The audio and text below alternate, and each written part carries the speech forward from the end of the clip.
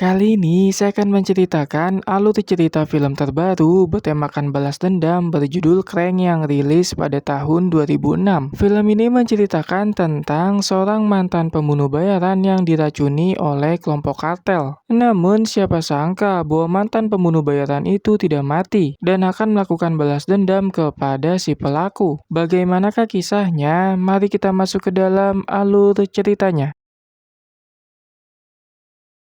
Film diawali oleh seorang pria yang terbangun dari pingsannya dalam kondisi masih sangat sempoyongan. Tak lama TV di apartemennya menyala yang menunjukkan sebuah rekaman seorang kartel bernama Veron. Veron menyampaikan sebuah pesan bahwa pria itu akan mati dalam 24 jam ke depan karena ternyata telah disuntikan sebuah zat kimia berbahaya. Usut punya usut, sebelum terbangun dari pingsannya, pria itu telah diculik oleh kelompok kartel Veron dengan alasan balas dendam. Masalah ini berawal dari masa lalu kelamnya yang ternyata adalah seorang mantan pembunuh bayaran yang telah bertobat. Dan inilah sosoknya bernama Jason yang langsung sangat murka setelah mengetahui bahwa dirinya telah diracuni. Dia akan kembali ke setelan pabrik untuk membalaskan dendam kepada kelompok kartel Veron dan akan membunuhnya.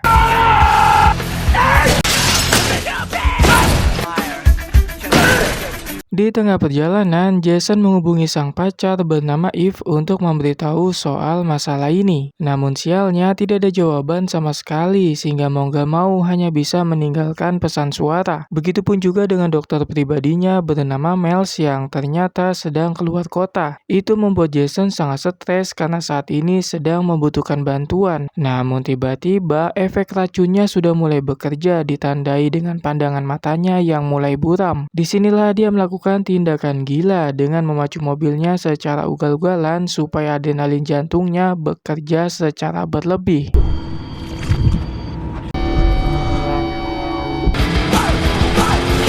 Pada saat kesadarannya sudah kembali, dia menghubungi rekannya sebagai intel bernama Kylo. Kylo diperintahkan untuk mencari tahu apapun itu tentang Veron termasuk markas dan tempat persembunyiannya. Sebarkan juga berita ini kepada seluruh berandalan yang ada di kota. Dari sini bisa disimpulkan bahwa Jason ini adalah sosok yang sangat terkenal di dunia kriminal. Geng pertama yang didatanginya adalah salah satu geng besar di kota yang dipimpin oleh seorang pria bernama Orlando. Orlando langsung dibawa menuju kamar mandi sembari ditundukkan pistol supaya mau berkata jujur perihal keberadaan Veron karena kelompok mereka pernah bekerja sama sebelumnya. Namun tiba-tiba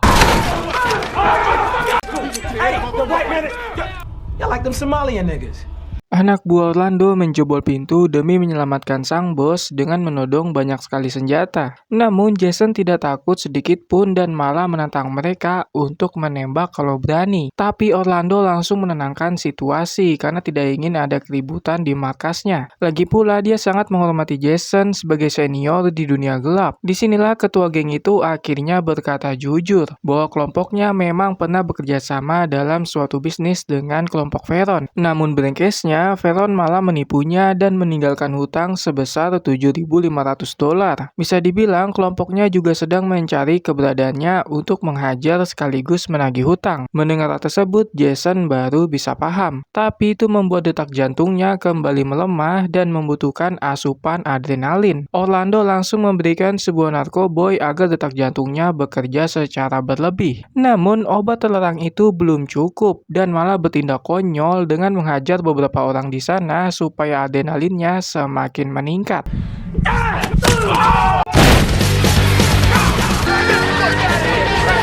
Setelah tidak mendapatkan informasi yang penting dari Orlando, dia mendapatkan kabar dari Dr. Miles yang baru bisa menghubunginya, di mana Jason langsung menjelaskan semua kronologi yang terjadi, bahwa dirinya telah diracuni oleh Veron yang bisa membunuhnya dalam 24 jam ke depan. Efek yang dialaminya sekarang adalah selalu ingin pingsan jika detak jantungnya berjalan normal. Maka dari itu dia selalu memacu adrenalin supaya jantungnya bekerja lebih keras agar bisa bertahan hidup. Mendengar hal tersebut, Dr. Miles sedikit tahu tentang racun itu yang ternyata bernama koktail Beijing. Yang dilakukan oleh Jason sudah tepat bahwa dia harus terus memompa jantungnya dengan adrenalin karena racun itu berfungsi untuk menghentikan aliran darah yang menuju ke sana. Miles akan kembali ke kota dalam waktu 1 jam lagi dan dia diminta untuk terus bergerak. Namun saking gilanya, Jason sampai mengalami kecelakaan di dalam sebuah mall.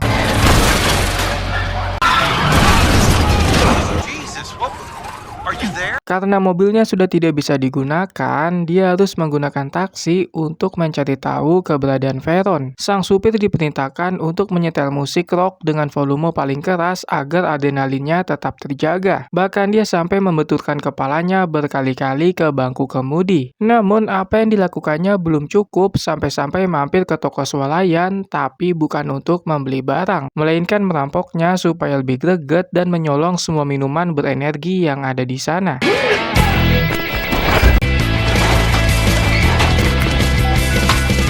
Setelah adrenalin kembali naik, Jason menemui mantan bosnya dulu sewaktu masih menjadi pembunuh bayaran bernama Carlito. Carlito adalah salah satu kelompok kriminal paling ditakuti di kota lantaran memiliki reputasi yang cukup mengerikan. Kedatangannya bukanlah untuk silaturahmi menjaga hubungan, melainkan meminta bantuan dalam membalas dendam kepada kelompok Veron. Namun bukannya membantu mantan anak buahnya itu, Carlito memutuskan tidak ingin ikut campur. Padahal doi tahu bahwa dirinya sedang diracuni oleh racun yang berbahaya, di mana Jason tidak bisa berbuat apa-apa selain istighfar bahwa bosnya yang sudah dianggap saudara memilih tidak ingin membantunya. Jelas ini menimbulkan kecurigaan bahwa Carlito dan Veron pasti memiliki hubungan di belakangnya, atau mungkin mereka bekerja sama untuk membunuhnya.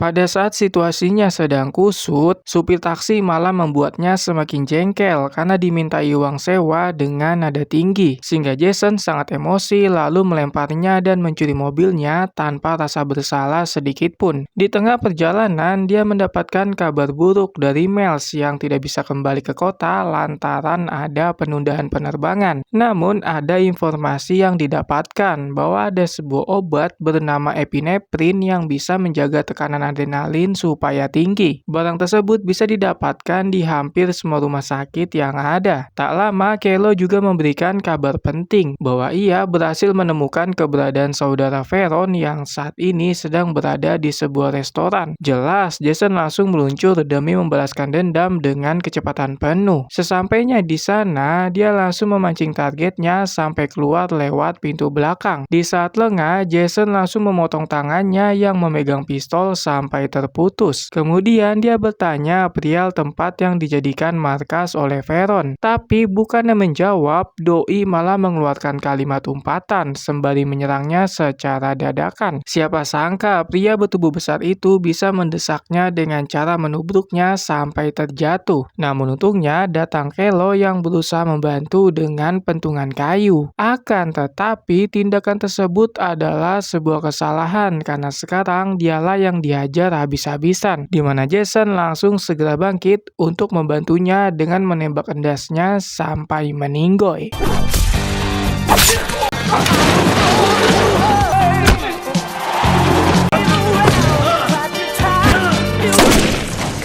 Setelah membunuh pria itu, dia langsung menghubungi Veron untuk memberitahu bahwa saudaranya telah mati dengan cara yang mengenaskan. Ini adalah akibat jikalau berani berbuat masalah dengan mantan pembunuh bayaran yang telah pensiun dari dunia gelap. Sekarang target berikutnya adalah Veron sendiri yang diminta untuk bersiap-siap, karena sebentar lagi malaikat pencabut nyawa akan datang demi balas dendam. Mendengar hal tersebut, ketua kartel itu langsung murka dan terlihat sudah sangat siap dengan apa yang akan terjadi.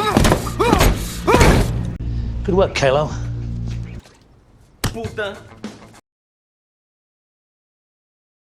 Sebelum melanjutkan misi balas dendam, Jason pergi ke rumah sakit terlebih dahulu untuk mendapatkan obat epinefrin yang diberitahu oleh Miles. Namun, petugas itu tidak mau memberikannya dengan alasan obat yang diminta termasuk kategori keras yang membutuhkan resep dokter. Tapi ada seorang pemuda yang memberitahunya secara bisik-bisik bahwa ada obat untuk pernapasan yang mengandung epinefrin meski dosisnya hanya sedikit, sehingga Jason langsung mengambil obat tersebut untuk memacu adrenalinnya, lalu pergi dari sana karena ternyata diam-diam si petugas menghubungi polisi. Usut punya usut, dia sudah dijadikan buronan setelah menimbulkan banyak kekacauan di kota. Kebetulan sekali di rumah sakit tersebut ada 2 orang polisi yang langsung mengejarnya. Mau nggak mau, Jason harus secepat mungkin kabur dari sana, bahkan sampai menyamar menggunakan pakaian pasien. Namun usaha itu sia-sia karena kedua aparat langsung menyadarinya. Yo. Stop! Di tengah pelarian, Jason mengalami efek samping setelah menggunakan obat epinefrin, yaitu dadanya terasa terbakar dan semua tubuhnya berasa tegang sampai-sampai tidak bisa berhenti untuk berlari. Menurut Miles, hal tersebut diakibatkan karena mengkonsumsi obatnya dalam dosis yang berlebih. Tapi tenang saja, dia sudah berada di dalam pesawat dan akan tiba dalam waktu 1 jam lagi. Waktu segitu memang terasa cepat, namun tidak dengan Jason lantaran nyawanya berada di ujung tanduk. Apalagi berita tentang dirinya menjadi buron terpampang jelas di semua media. Ketika salah satu orang ada yang menyadari, Doi langsung kaget, tapi bukan karena sosok Jason, melainkan melihat ada sesuatu yang sangat tegang seperti ambisi. Usut punya usut, yang tegang bukan hanya tubuh saja, melainkan Johnny Jason juga ikut tegak dan tidak bisa dikendalikan. Hal itu dikarenakan karena tingkat adrenalin yang terlalu tinggi, bahkan sampai membegal polisi yang sedang berhenti di lampu merah.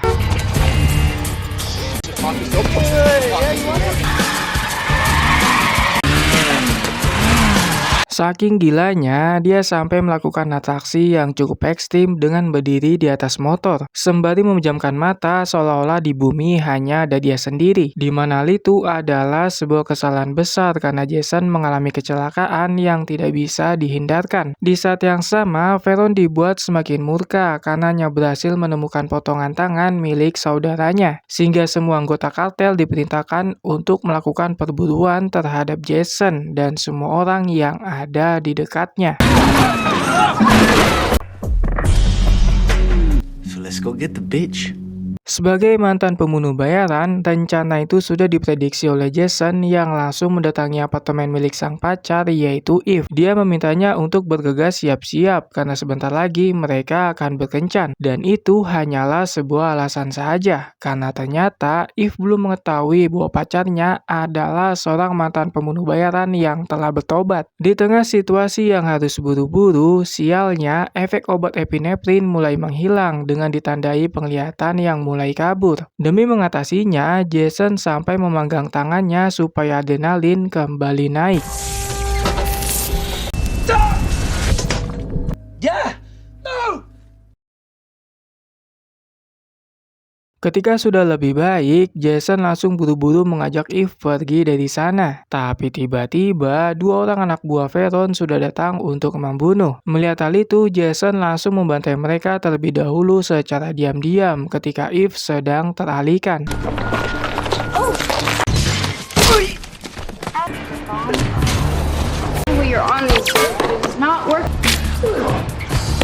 Jason mengajaknya berkencan di sebuah restoran kaki lima yang terkenal cukup enak, dengan tujuan memberitahu rahasia yang selama ini disembunyikan, yaitu perihal pekerjaannya dulu sebagai pembunuh bayaran yang bekerja pada kelompok kartel. Pernah suatu waktu dia mendapatkan pekerjaan untuk membunuh seorang triad bernama Don Kim dengan imbalan $100 juta.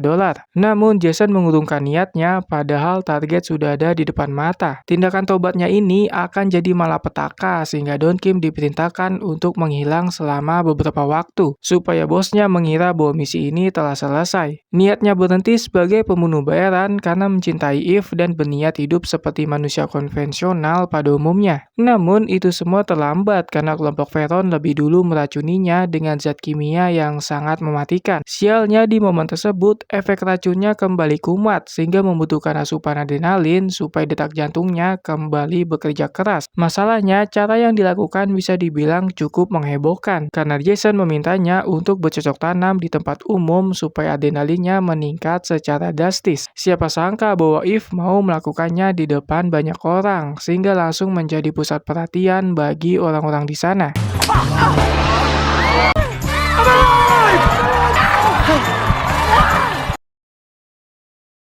Di tengah aksi yang mereka lakukan, tiba-tiba saja Jason mendapatkan informasi dari Kelo, pria lokasi keberadaan Veron yang saat ini sedang berada di sebuah gedung terbengkalai, di mana dia langsung OTW ke sana tanpa memikirkan perasaan Eve yang masih sangat kesal sebab masih menikmati aktivitas mereka. Sesampai di gudang yang dimaksud, dia melewati atap untuk masuk ke dalam demi antisipasi jebakan. Namun yang ditemukan adalah anggota kartel milik mantan bosnya yaitu Carlito. Jelas ini menimbulkan pertanyaan besar karena Kylo menjelaskan bahwa di gedung itu ada kelompok Veron. Karena ternyata ini semua adalah jebakan lantaran Kylo berhasil ditangkap dan disuruh menjebaknya. Sekarang kondisinya sudah sangat miris dengan disekap di bangku. Alasan kenapa Jason dijebak karena mereka memintanya untuk berhenti berbuat kekacauan di kota. Dan soal masalah dengan Veron biarkan menjadi urusannya. Namun inisiatif itu sudah terlambat di mana Jason memutuskan untuk mengamuk sekalian. Tapi ada satu hal yang tidak disangka-sangka bahwa Eve mengikutinya sampai ke tempat tersebut.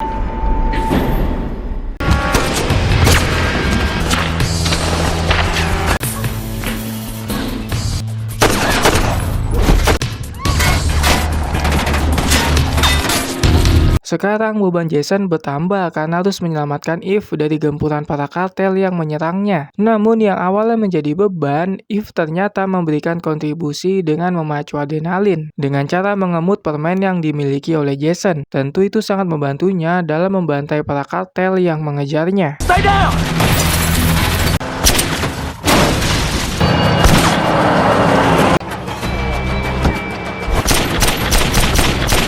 Setelah mereka dihabisi, Jason mendapatkan kabar dari Miles yang ternyata sudah sampai di kota dan saat ini sedang berada di kliniknya. Detik itu juga, dia langsung OTW ke sana demi mendapatkan pengobatan sekaligus mengamankan Eve di tempat yang lebih proper. Sesampainya di sana, Miles langsung memberikan obat penawar yang bisa membuat adrenalin meningkat dalam waktu yang cukup lama. Tentu ini sangat membantu dalam membalaskan dendam agar efek racunnya tidak selalu kumat. Jason langsung menghubungi Veron untuk melakukan pertemuan karena ternyata memiliki barang berharga milik saudaranya yang telah dibunuh sebelumnya. Barang tersebut akan dipergunakan untuk melakukan penukaran dengan penawar racun yang ada di dalam tubuhnya. The downtown lint in 20 minutes. Look, I said I fucking beat.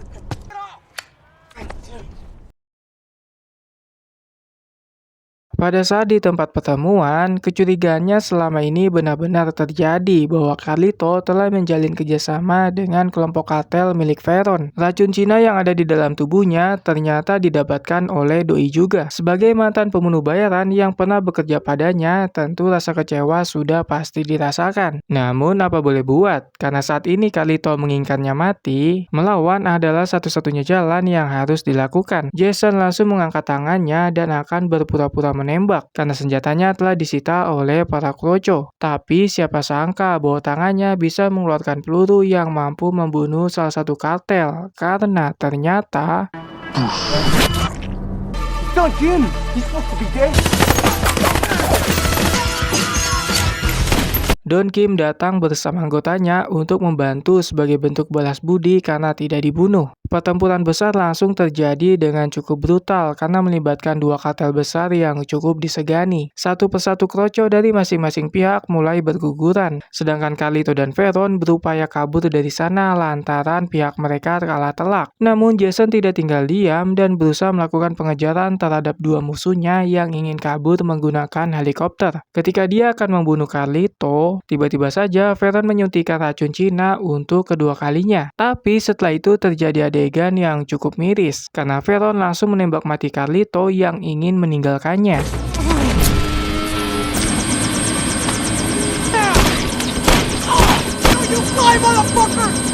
Di tengah kesadarannya yang mulai kabur efek dari racun yang disuntikan, Jason berusaha meraih Veron yang helikopternya mulai lepas landas. Perkelahian di udara terjadi cukup sengit sampai-sampai tak terasa bahwa mereka sudah berada di atas ketinggian ribuan meter. Disinilah Jason mengambil keputusan yang sangat gila, yaitu menarik Veron yang membuat mereka jatuh dari atas helikopter. Itu dilakukan demi membunuhnya meski harus mengorbankan diri demi balas dendam. Bisa dipastikan bahwa keduanya akan mati, tapi sebelum hal tersebut terjadi, Jason menghubungi sang pacar yaitu Eve untuk mengucapkan selamat tinggal. You're the greatest, baby.